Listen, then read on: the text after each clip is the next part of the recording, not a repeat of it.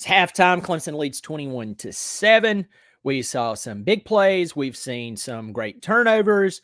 We also saw a missed kick there at the end from, it's a college kick. So I'm not going to take a shot at Watts. I mean, my goodness. I mean, the guy had a totally different life plan. Less than 2 weeks ago. And then because Clemson, you could use the portal to get a kicker.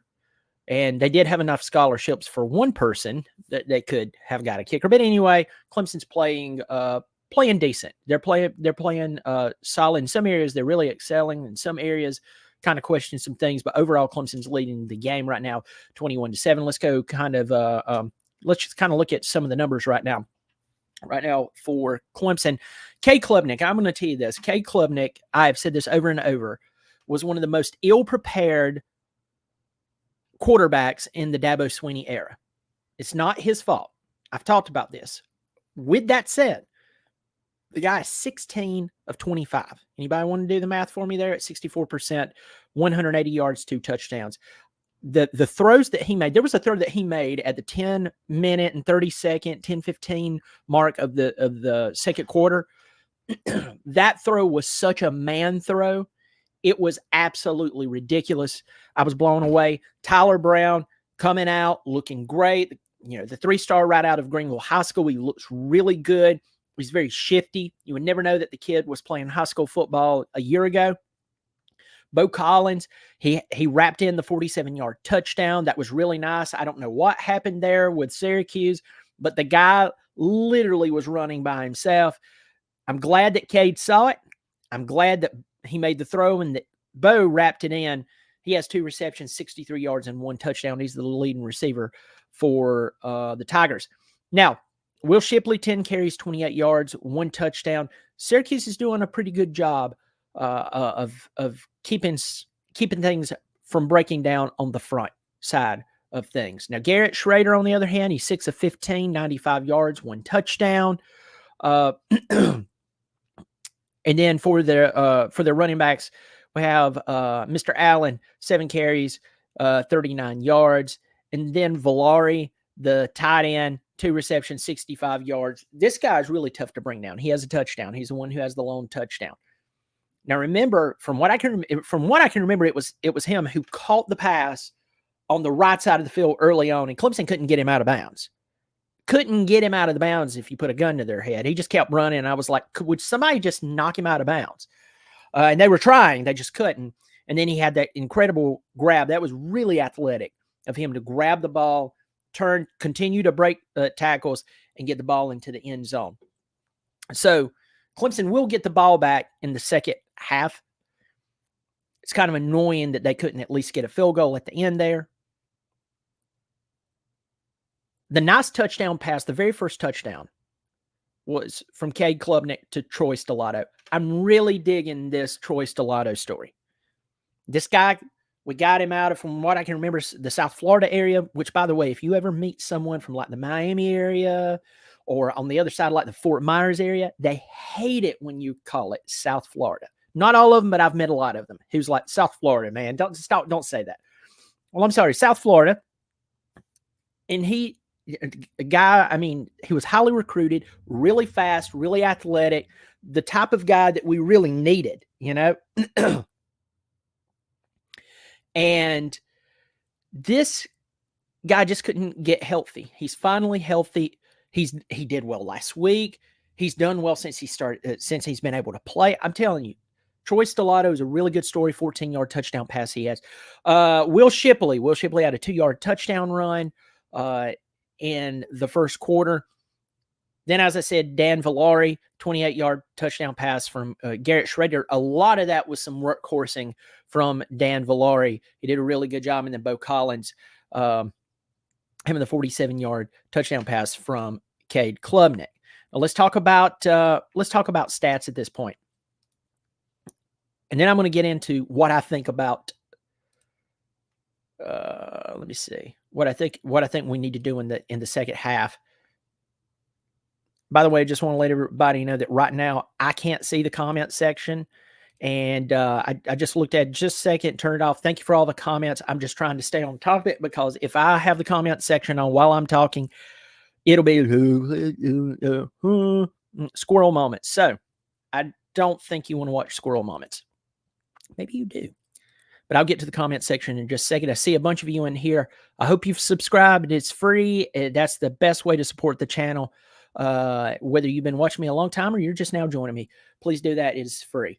So, first downs. Clemson has 14. They've doubled up Syracuse. They have 14 first downs. Syracuse has 7 first down. Clemson is 60% on third down conversion. That's a big deal. 6 of 10. Syracuse is 4 of 8 on third down conversion. So both teams having some success converting on third down. Now, I will tell you this. I haven't looked at the percentage of what was short yardage, what was longer yardage. A lot of times if it's a shorter yardage third down, obviously you're going to have more of a chance of converting it. So that's interesting. Clemson's 0 for 1 for the fourth down. Hey, I understand why they didn't go for it, or for the field goal when they were in the red zone. I get that. But, man, it was 4th and 2. You know, they're still leading, but that was an opportunity passed up. Syracuse hasn't went for a fourth down. To speed this up, 237 yards total for the Tigers, 159 total for Syracuse. Clemson's thrown for 180 yards, 95 for Syracuse, as I've said. Clemson has 57 rushing yards on 19 attempts. They're averaging 3 yards per carry. Syracuse, 14 rushing attempts, 64 yards, 4.6 yards per carry. Now, both teams have been penalized, but Syracuse has been more penalized than Clemson. And I'll go ahead and tell you, I'll give you the penalties, and then I'm going to give you my thoughts on one of those penalties. So Clemson has 3 penalties for 33 yards, and Syracuse 6 penalties for 67 yards. Syracuse has 2 turnovers, by the way. Clemson's had the ball for 18 minutes and 18 seconds, while Syracuse has had the ball for 11 minutes and 42 seconds. Okay, let's go to the out of bounds personal foul by Syracuse. Did Cade Klubnik sell that? Yes, he did. Yes, he did. Forget Syracuse, forget Clemson, forget anybody who could be involved. Let's take fanship and trash talking. Let's just take it out of the picture. Let's just make this a neutral, numb, on paper example. Why in the world, and my Tigers benefited from it, why in the world would you, as a defensive player, walk up to someone who you had just stopped? Your team's about to get the ball back. Walk up to the opposing quarterback who's ran out of bounds on your sideline. The officials are staring at you. You walk up and you bump your chest into it. Did he knock down Cade? No, Cade sold it. But why do that? Why do that? I know the games is emotional, and you don't know what was going on in that moment. What happened after that moment when you were so emotional? Yeah, it cost your team. That was one of the dumbest penalties I've seen in quite a while. The officials nailed that one.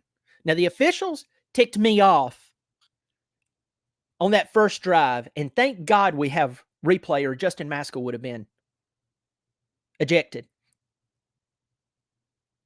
We can talk about safety all we want, but I'm telling you, there's a reason the football players are given a helmet and a lot of pads. It's because this is a brutal game. And when Schrader was running around, he was doing what he was doing. He's a big guy, by the way, 6'4", 220 plus pounds. Justin Maskell goes downfield, which that's really athletic of him. And as Schrader's spinning and juking and everything, he turns and he gets destroyed by Justin Maskell. Flag! We got to eject him. He's gone. Dabo Swinney lost it, by the way. And I was with him. I was watching, I'm watching the game. I'm losing. I'm going, listen, folks, football is a brutal sport.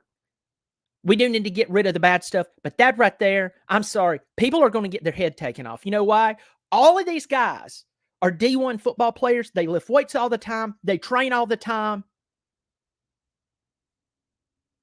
And you're going to get in a situation where you can create as many rules as you want to, but unless we turn this into flag football, somebody's going to get hurt, and sometimes somebody's going to get hurt really bad. Thank God that they overturned that. I mean, why? Something's got to be done. Something does have to be done. So we need to sit these guys down and look at them and say, you're 6'3" and you're 250 pounds, and he's 6'2", 260 pounds. If you two take off running at one another as hard as you can, y'all lift weights all the time. Yeah, I bench 350. Yeah, I bench 425. Yeah, you take off running as hard as you can and you hit each other. Is that going to hurt? Yeah, man, we could possibly get hurt. Good. You understand that. Case closed. Dumb. Just dumb. I'm sick of this mess. Folks, I'm going to get in here real quick. Hey, by the way, I want to mention my sponsor, and the link is in the description below the video, 4puttcarts.com. They are a sponsor of the show, and, you know, I'm very careful who I partner up with. I don't want anybody coming in here going, hey, you remember the other day when you called the officials something? Yeah.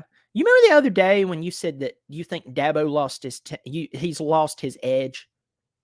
Yeah. Well, if you want to be a partner with us, you can't say that. Well, bye-bye. But 4puttcarts.com, they said, hey, we know who you are, and unless you say something truly outlandish, we love what you're doing. We love what you're doing.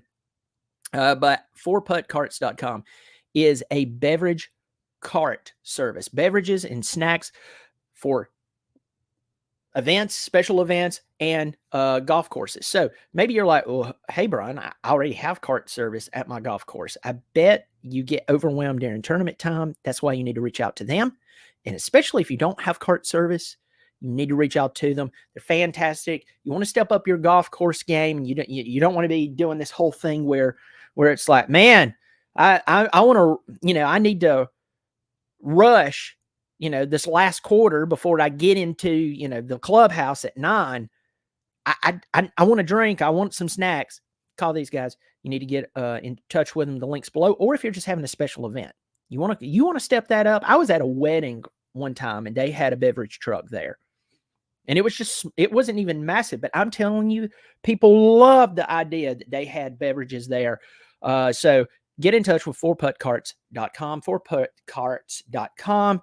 I butchered saying that, but the link is below. Reach out to them and tell them she said that you see me, blah, blah, blah.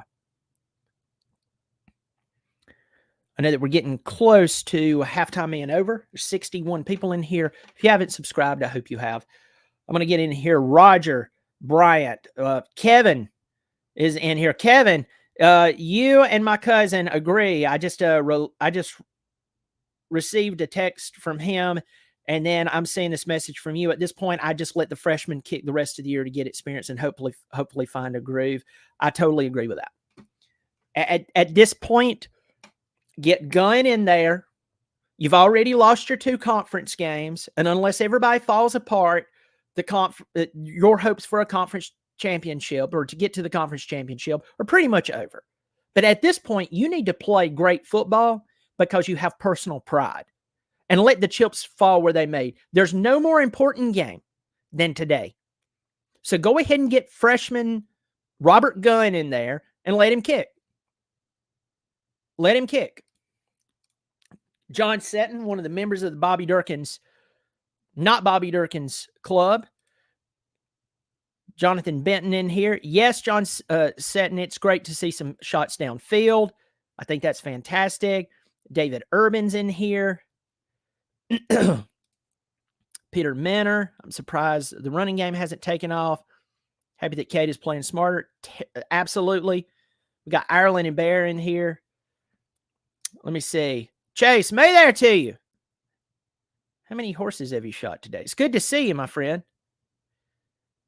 Thumbs up, Graph Narmo buddy down there. Once again, another member. And Chase Henderson is a member of the Not Bobby Durkin's club. Shipley for kicker. Yeah, Tiger Man. The O-line sucks again.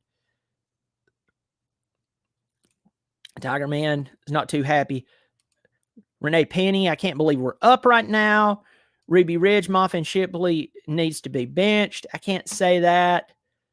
I think that I think that as if they're going to take away the pass, we just keep throwing the ball. If it keeps working, remember, if it's not broke, please don't fix it. Does that mean we pass the ball over and over and over? If it's working, why stop? And then that might open up the run. All I care about at this point is winning the game and putting them away. You can't let them hang around.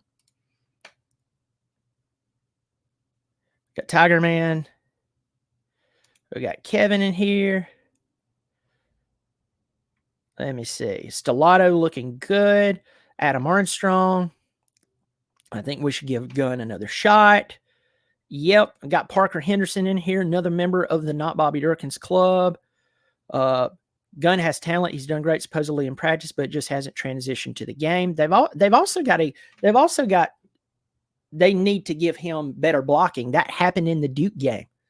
In the Duke game where the guy came off the edge. I mean, I'm sorry. I haven't seen a guy come that clean off of an edge in a very, very long time. Robert Gunn can't fix that. Now, I know him boinking the ball off the side of the field goal post for a PAT. Yeah, I get it. I don't blame you. But, and even at that, I need to go back and look at the hold. Let me see. Keep going through here. A lot of great comments in here. Matt's in here. I see Still Gambling here, my old buddy. Running game needs to take over in the second half. I get what you're saying, but I'll be fine if we just throw the ball.